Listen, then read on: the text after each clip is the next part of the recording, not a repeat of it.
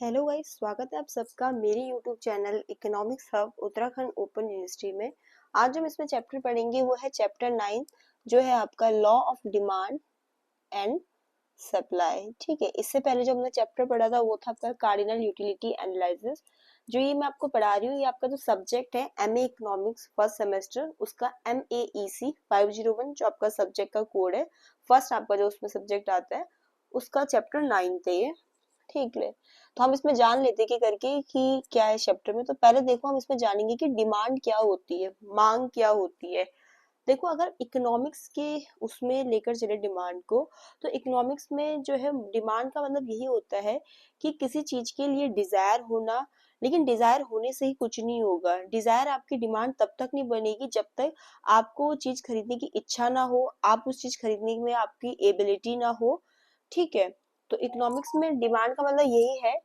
Demand refers to the desire, ability and willingness of a consumer to purchase and goods and services. किस पे? एक specific price पे। और हम जब भी डिमांड की बात करें, हम एक सर्टेन पीरियड ऑफ टाइम की बात कर रहे होते हैं। तो सिंपल डिमांड का मतलब यही होता है कि कंज्यूमर की डिजायर होना, योग्यता होना और इच्छा होना गुड्स एंड सर्विसेज को खरीदने की एक स्पेसिफिक प्राइस पे, वो भी सर्टेन पीरियड ऑफ टाइम में। तो उसी को हम डिमांड कहते हैं। अगर हम इकोनॉमिक्स की बात करें तो डिमांड जो है जस्ट डिजायर नहीं है। जो डिमांड का कंसेप्ट है वो आपका डिजायर से ज्यादा है। ठीक है, कोई भी डिजायर है उसको डिमांड में कन्वर्ट करने के लिए कुछ कंडीशंस का फुलफिल होना बहुत जरूरी है। एक तो कंज्यूमर जिस चीज के को अपनी डिजायर कह रहा है, उसकी इच्छा भी होनी चाहिए उस गुड्स को खरीदने की। दूसरा, उसकी परचेसिंग पावर भी तो होनी चाहिए उस चीज को एक्वायर करने की। अब भाई मेरी डिजायर है कि हाँ यार, मैं अपने लिए मर्सिडीज खरीद लूं, ये मेरी डिजायर है। बट ठीक है, और मेरी विलिंगनेस भी है, इच्छा भी है, बट अगर मेरी परचेसिंग पावर ही नहीं है, मेरे पास इतने पैसे ही नहीं है, तो मैं अपने उस डिजायर को डिमांड कभी नहीं बना सकती हूँ। ठीक है, तो जरूरी है कि विलिंगनेस भी हो आपको उस चीज की खरीदने की, आपकी परचेसिंग पावर भी हो, और जो चीज वो खरीदे वो कंज्यूमर की नीड्स को सेटिस्फाई भी जरूर करे। ठीक है, और जब भी हम डिमांड की बात कर रहे होते हैं तो हम एक जो भी आपका एक स्पेसिफिक प्राइस है उस पे खरीदते हैं, और एक सर्टेन पीरियड ऑफ टाइम की बात कर रहे होते हैं। तो कुछ की पॉइंट्स है जिनको हमें पढ़ लेते हैं। जो हमने डेफिनेशन में पढ़ा जस्ट वही है। ठीक है, ज्यादा कुछ अदर अंतर नहीं है। देखो, एक तो यही है जो मैंने बताया कि सारी डिजायर डिमांड नहीं होती है, क्योंकि जो डिमांड होती है उसकी कुछ ना कुछ इकोनॉमिक वैल्यू होती है। इकोनॉमिक वैल्यू से मेरा मतलब यही है कि भी आपको उस चीज को खरीदने की विलिंगनेस हो, परचेसिंग पावर और कंज्यूमर की उसको सेटिस्फाई भी करे हो। और ये हम जब भी डिमांड की बात कर रहे हैं तो देखो, आपकी जो डिमांड होती है वो हमेशा किसी स्पेसिफिक प्राइस पे तो हम लेंगे किसी चीज को, और किसी टाइम फ्रेम से रिलेटेड होती है, एक पर्टिकुलर या सर्टेन पीरियड ऑफ टाइम की हम बात कर रहे होते हैं। ठीक है, अब हम आगे चलते देखते हैं जो आपका लॉ ऑफ डिमांड है वो क्या कहता है।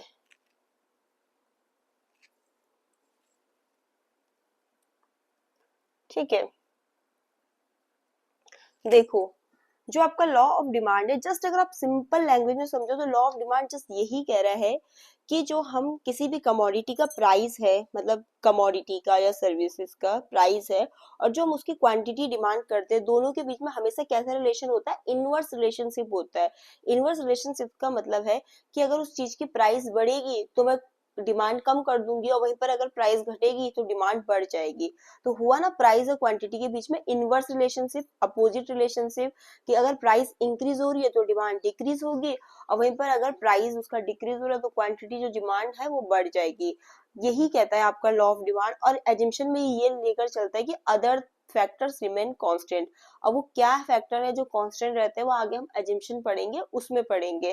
ठीक है, तो एक बार हम पढ़ भी लेते हैं कि आपका लॉ ऑफ डिमांड क्या कहता है। तो देखो, the law of demand is a fundamental principle in economics. ठीक है, ये आपका एक फंडामेंटल प्रिंसिपल है इकोनॉमिक्स का, जो इस चीज को कहता है, जो हमने भी पढ़ा कि इनवर्स रिलेशनशिप होता है किसके बीच में? Between the price of goods and services और जो हम उसकी क्वांटिटी डिमांड कर रहे हैं। और हम इसमें एज्यूम करके चलते हैं कि और फैक्टर हमारे क्या रहेंगे? कांस्टेंट। अब वो क्या फैक्टर कांस्टेंट रहेंगे हम आगे पढ़ेंगे। ठीक है,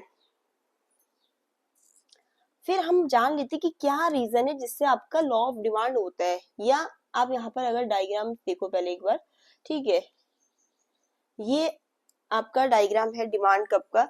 देखो जो आपका डिमांड कर्व होता है वो कैसा होता है, स्लोप डाउनवर्ड। ठीक है, जो आपका डिमांड कर्व है, देखो ऐसे ही डायग्राम। तो पहले हमने क्या किया कि ये जो आपकी एक्स एक्सिस थी यहाँ पर क्वांटिटी को रिप्रेजेंट कर दिया, और जो आपकी वाई एक्सिस थी यहाँ पर हमने प्राइस को डिनोट कर दिया। ठीक है, तो देखो जब प्राइस ओपी था, ठीक है, तो हम कितनी क्वांटिटी डिमांड करते थे, ओ क्यू। ठीक है, जब प्राइस इंक्रीज हुआ, P1 मतलब प्राइस इंक्रीज हो गया, तो मैंने कहा ना कि जैसे ही प्राइस इंक्रीज होगा तो क्वांटिटी हम जो डिमांड करेंगे वो कम हो जाएगी, तो हम कितनी क्वांटिटी डिमांड करेंगे, O Q one, quantity demanded कम हो जाएगी ना अपने आप। ठीक है, और जब प्राइस डिक्रीज हुआ तो क्वांटिटी हमारी डिमांडेड बढ़ जाएगी, तो हम उस समय कितनी क्वांटिटी डिमांड करेंगे, Q2। ठीक है, तो इस तरीके से हमने इसको बनाया, और उसके बाद हमने देखो इस तरीके से बनाया। तो हमारा जो डिमांड कर्व है वो क्या है, the demand curve slopes downward, जो किस चीज को इंडिकेट करता है कि जहां प्राइस डिक्रीज हुआ तो क्वांटिटी डिमांडेड इंक्रीज हो गया, मतलब कि इनवर्स रिलेशनशिप है आपके प्राइस और क्वांटिटी के बीच में। तो इस डायग्राम में हमने एक्स एक्सिस पे क्वांटिटी को दिखा रखी, वाई एक्सिस पे प्राइसेस पे। जब प्राइस ओपी है तो जो आपका कंज्यूमर है वो क्वांटिटी ओ क्यू डिमांड करता है, जब प्राइस इंक्रीज हुआ तो डिमांड जो क्वांटिटी वो डिक्रीज होगी, और जब प्राइस डिक्रीज हुआ तो सही बात है आपकी क्वांटिटी ऐसे करके इंक्रीज होगी।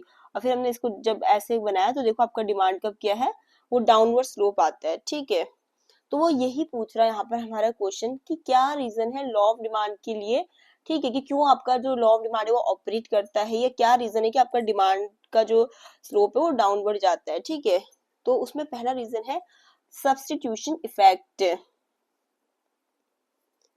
देखो तो जैसे अगर किसी फॉर एग्जाम्पल के लिए आप कॉफी लवर, आपको कॉफी पसंद है, आप कॉफी मतलब पीते हो, लेकिन क्या हुआ कॉफी का प्राइस बढ़ गया, तो आप क्या करोगे, उसका सब्स्टिट्यूट ढूंढोगे, क्या हो सकता है, टी हो सकता है, और टी का प्राइस जो है वो सस्ता है कॉफी से, तो आप क्या करोगे, कॉफी को छोड़ के टी की ओर स्विच हो जाओगे, उधर कॉफी पियोगे आप। ठीक है, तो पहला रीजन क्या, सब्स्टिट्यूशन इफेक्ट है, कि जब अगर प्राइस इंक्रीज हो गया कमोडिटी का और उसके सब्स्टिट्यूट का प्राइस कम है तो आप उसको सब्स्टिट्यूट के लिए जाओगे। ठीक है,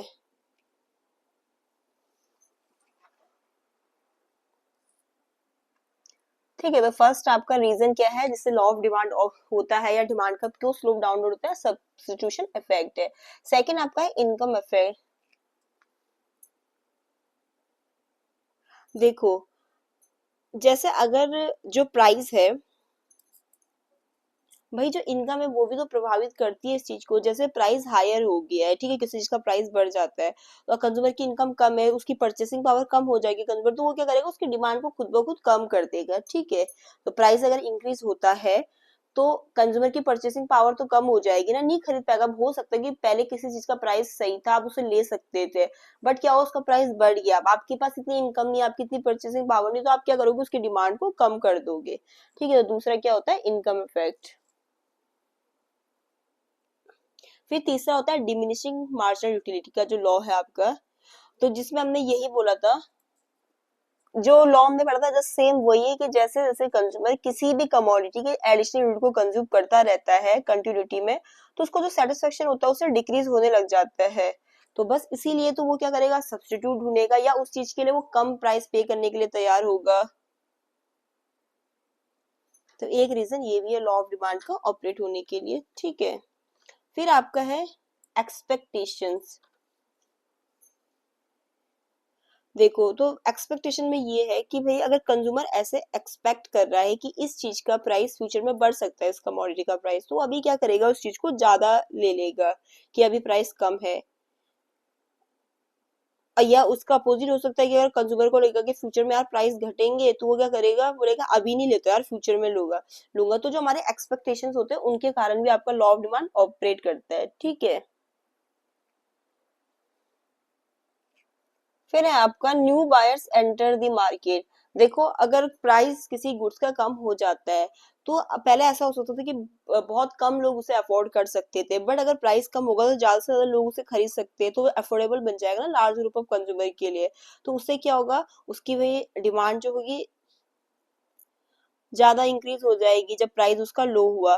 तो ये भी क्या होता है, मार्केट को एक्सपेंड करेगा और डिमांड को इंक्रीज करेगा। ठीक है, तो ये जो रीजन है इनके कारण भी आपका लॉ ऑफ डिमांड ऑपरेट होता है। ठीक है, तो हमने इसमें जस्ट यही पढ़ा कि डिमांड क्या होती है आपके, तो एक क्विक रिवीजन कर लेते हैं। तो इकोनॉमिक्स में हमने कहा कि डिमांड एक छोटा टर्म नहीं कि जस्ट डिजायर है, डिजायर से ज्यादा है।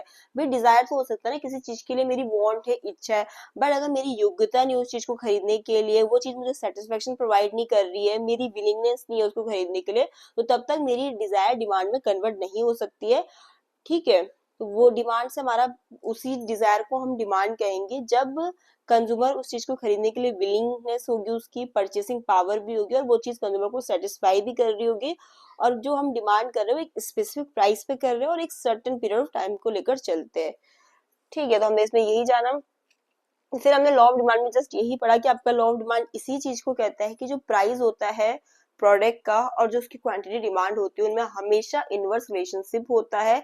इनवर्स रिलेशनशिप से हमारा मतलब यही है कि अगर प्राइस उस चीज का इंक्रीज होता है तो हम क्वांटिटी डिमांड कम कर देते हैं, और प्राइस डिक्रीज हुआ तो उसकी क्वांटिटी डिमांड हम इंक्रीज कर देते हैं। ठीक है, फिर हमने इसमें जाना कि क्या रीजन है जिसके कारण आपका लॉ ऑफ डिमांड ऑपरेट होता है, या क्यों आपका जो डिमांड का स्लोप है वो डाउनवर्ड होता है। ठीक है, तो यहाँ पर हमने डायग्राम भी देखा कि आपका जो डिमांड कर्व है वो कैसा है, नीचे की तरफ ऐसा होता है आपका डिमांड कर्व, और जो सप्लाई का होता है वो ऊपर को जाता है ऐसा अपवर्ड। ठीक है, तो रीजन क्या है, तो पहला है सब्स्टिट्यूशन इफेक्ट। सब्स्टिट्यूशन इफेक्ट में हमने यही पढ़ा कि प्राइस अगर किसी कमोडिटी का बढ़ जाता है तो हम उसकी डिमांड ऑटोमेटिकली इसलिए भी कम कर सकते हैं क्योंकि हम उसके सब्स्टिट्यूट के लिए जाएंगे जो उससे सस्ते पड़ रहे हो। दूसरा इनकम इफेक्ट है। इनकम इफेक्ट में हमने ये पढ़ा कि प्राइस अगर किसी चीज का इंक्रीज हो जाता है तो कंज्यूमर की परचेसिंग पावर भी तो कम हो जाएगी, तो वो क्या करेगा, उसकी डिमांड कम कर देगा। डिमिनिशिंग मार्जिन यूटिलिटी में हमने ये पढ़ा कि जैसे जैसे कंज्यूमर किसी भी कमोडिटी की एडिशनल यूनिट को कंज्यूम करता जाता है तो एक सर्टेन टाइम के बाद क्या होगा, भाई मेरे को भूख लगी थी, मैंने पिज्जा ऑर्डर किया, मैंने उसकी एक स्लाइस खाई भी, मुझे बहुत अच्छा लगा, दूसरी भी ठीक लगा, बट अगर कंटिन्यूटी में ज्यादा खाऊंगी तो क्या होगी, जो हर एक स्लाइस से मुझे सेटिस्फेक्शन मिलेगा वो गिरता हुआ जाएगा। ठीक है, तो एक रीजन ये आपका ये भी है जिससे लॉ ऑफ डिमांड ऑपरेट होता है आपका।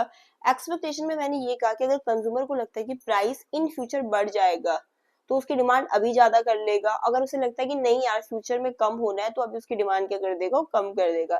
फिर है new buyers enter the market. इसमें हमने ये पढ़ा कि अगर प्राइस डिक्रीज होता है तो हो सकता है कि पहले बहुत सारे लोगों की पहुंच में वो चीज नहीं थी, अब ज्यादा से ज्यादा लोग उसे अफोर्ड कर सकते हैं, तो क्या होगा, नए बायर्स भी मार्केट में एंटर होंगे और डिमांड इंक्रीज हो जाएगी। तो आज के वीडियो में इतना ही। अगर आपको वीडियो पसंद आए तो प्लीज लाइक करो, शेयर करो, सब्सक्राइब करो, ताकि मैं और भी ऐसे वीडियो बना सकूं। Thanks for watching.